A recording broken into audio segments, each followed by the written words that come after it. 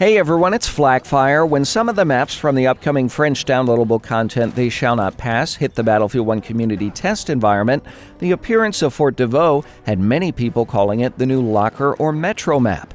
But is this accurate?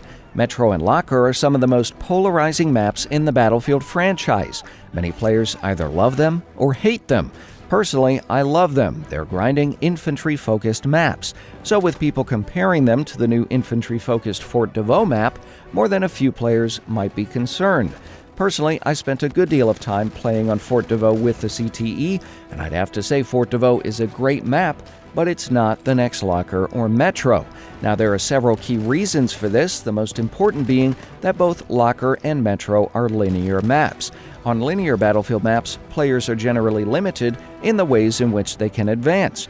This results in choke points, and trying to break through those choke points almost guarantees your death. Linear maps like Locker and Metro have about 3 primary paths, and a good team can lock these down to create the kind of grinding gameplay we associate with those maps. Battlefield 1 already has a linear map, Suez, and it's equally as polarizing. Fort de Vaux, however, is not a linear map, and it does show in the gameplay.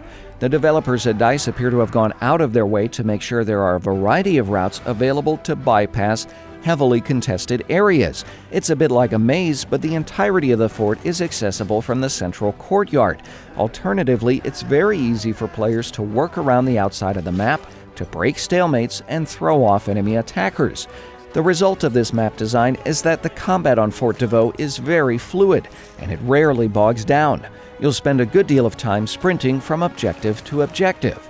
In fact, the challenge of a map like Fort de Vaux lies not only in taking, but holding objectives. These change hands often. The variety of paths on the map make it very difficult to dominate a team on conquest, and it means there's always a threat of the enemy flanking your team or capturing objectives close to your team's spawn. This isn't the case with linear maps like Locker and Metro. As a result, you always feel like the tide could turn quickly on Fort de Vaux. This makes for some intense and frenetic gameplay in enclosed spaces, but without the often futile grinding found on other linear maps. Certainly, there are some aesthetic similarities between Fort de Vaux and the Metro and Locker maps. The majority of combat takes place underground. However, Fort de Vaux's underground areas seem much more open. Locker, meanwhile, is infamous for its narrow hallways, and to be fair, there are some of these in Fort de Vaux, but the key is you aren't forced to run into the meat grinder.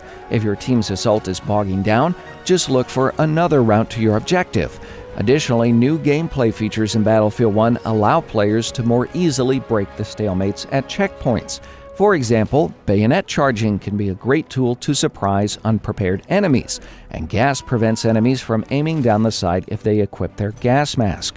So while Fort de Vaux may look similar to Locker or Metro, in terms of gameplay, they're markedly different. The map is, without a doubt, my favorite of the 3 maps made available on the CTE. Fort de Vaux and 3 other maps are included with Battlefield 1's first downloadable content pack, They Shall Not Pass. The DLC is available on March 14th for those with premium, or can be purchased separately on March 28th. They Shall Not Pass also includes a variety of new weapons and 2 new operations. To get complete details on the upcoming DLC, visit the Battlefield 1 website. What are your thoughts on Fort de Vaux? Did you get a chance to play it in the CTE? Tell me in the comments. If you enjoyed this video, leave a like, share on websites like Facebook and Twitter, and of course, subscribe. To take your Battlefield 1 game to the next level, check out the Ultimate Utility app for Battlefield 1 with a link in the video description. As always, thanks for watching.